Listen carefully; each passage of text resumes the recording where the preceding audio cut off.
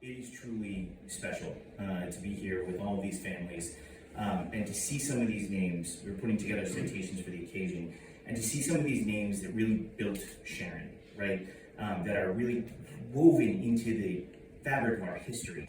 And to know that they're going to be up on these banners, and that we're going to be able to drive through town, and we're going to be able to look up. You're going to be able to see the faces of these people, because most of you guys were so generous in finding one of the best pictures of your loved ones, right?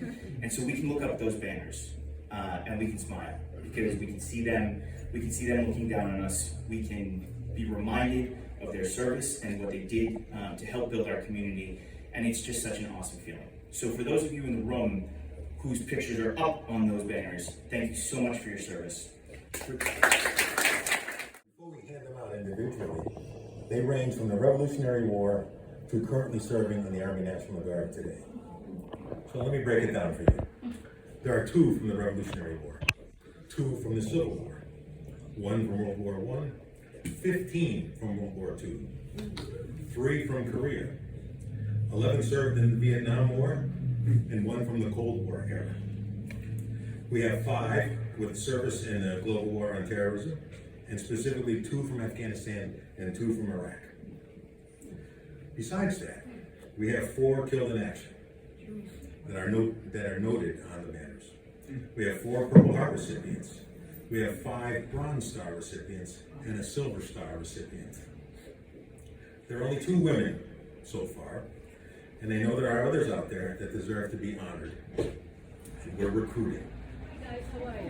The Army as a senior service has the biggest number of banners with 30. The Navy is next with 13. The Marines and the Air Force have 4 each.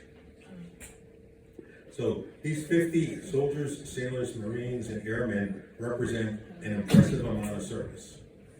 It ranges from 1 year for a young man killed in action and taken too soon, to an impressive 34 years of service. Adding up everyone's contribution to the United States military, it's an impressive 370 years of military service from Sharon residents that we are honoring today.